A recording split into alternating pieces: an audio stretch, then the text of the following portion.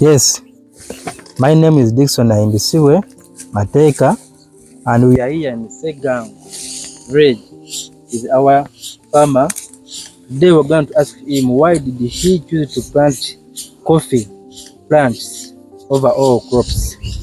So, is this Mr. Gideon is going to tell us why did he choose to plant coffee over all crops.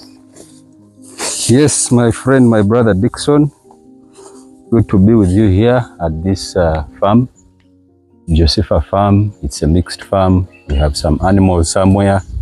We shall be able to see those with time. We have a variety of crops here. We have some bananas somewhere there. And of course, at the other side of the land, we have a newly established coffee garden here.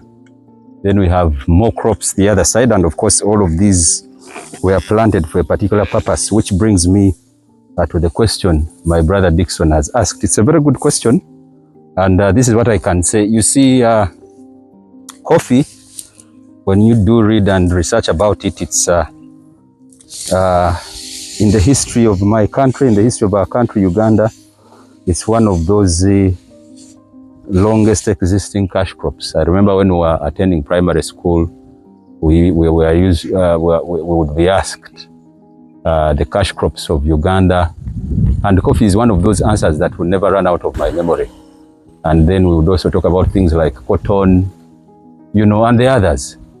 And of course, growing up in the bid to, you know, have something that one can generate a continuous cash flow from after establishment, my mind ran back to coffee.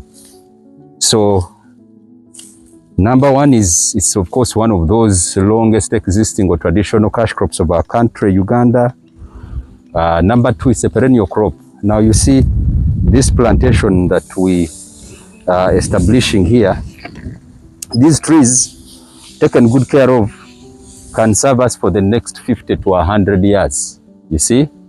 They can serve us for the next 50 to 100 years, and which takes me to number three.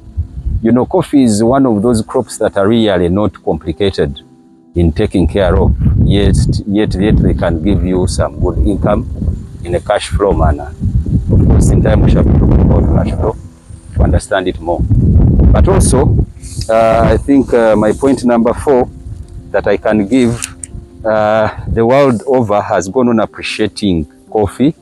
When you go to Asia, Europe, it has always been the case, but countries like China in the Asian continent have also picked a special kind of liking or loving for this beverage, and yet the supply is not as much. So investing in this kind of a crop has big future prospects.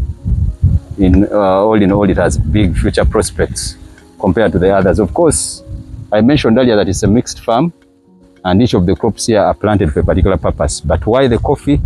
Those are some of the reasons that I can give for now, and I hope someone benefits greatly from my input over that one. Thank you, Dickson. All right, sir. Thank you so much for that explanation.